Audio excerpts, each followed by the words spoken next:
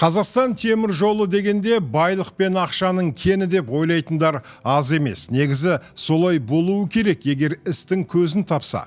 Рас, бұл салада ақша көп, ал өзіне жараса шығыны да шаш етектен болса керек. Ұлттық компаниялардың ішінде Қазақстан темір жолы осы күні алға бас алмай тұр деуге келеді.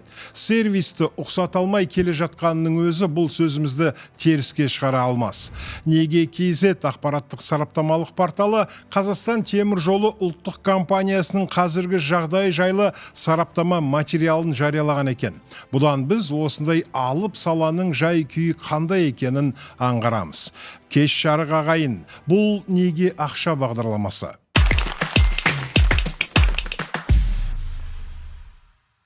Дефолт иесі қтж мәселесімен қазір айналыспасақ, ертең неге кеш болады деген тақырыппен жарияланған мақалада компанияның кіріс шығысына талдау жасалып, жағдайының онша жақсы емес екені келтірілген.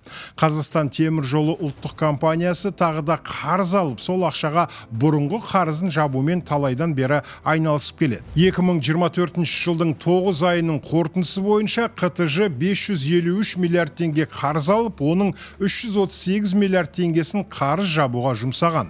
Қазіргі кезде Қазақстан темір жолы ұлттық компаниясының міндеттемелері 3,65 триллион теңгеге жеткен. Оның ішінде 2,08 триллион теңге компанияның ұзақ мерзімді қарызы. Ол 4 миллиард доллар шамасында. Кесте бойынша соны жыл сайын өтеу үшін қтж кемінде 300-400 миллиард теңге тағы қарыз алуға мәжбүр.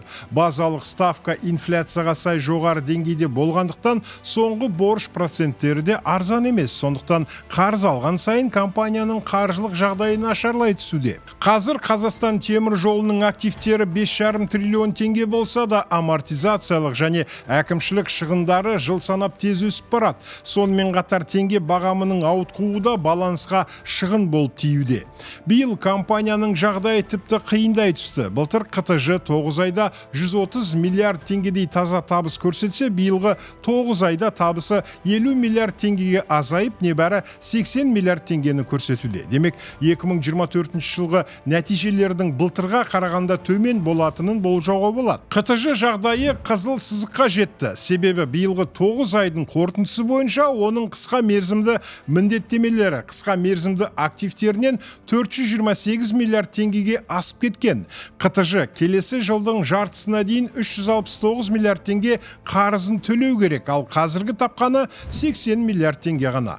Бұған дейін жоғарғы аудиторлық палата басшысы Әлихан Смайылов Қазақстан темір жолы акционерлік қоғамына дефолт алдында тұр деген баға берген болатын. Ол кезде де қтж алатын қарыздың 45% оның ескі қарыздарын жабуға жұмсалып жүрді.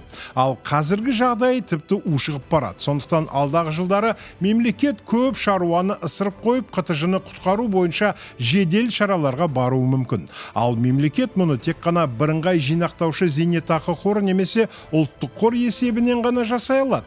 Демек, Қазақстан темір жолы ұлттық компаниясының жағдайы мәз емес. Портал жазып отырғандай, оның ахуалы қызыл сызыққа жетті. Мұндай күйге біртіндеп жылма-жыл жақындай берген сияқты. Портал өткен мамыр айында выручка аз, шығын көп. Қазақстан темір жолы акционерлік қоғамы кірісі неге 4 есе төмендеді деген тақырыппен материал жариялаған еді. Онда былай делінген.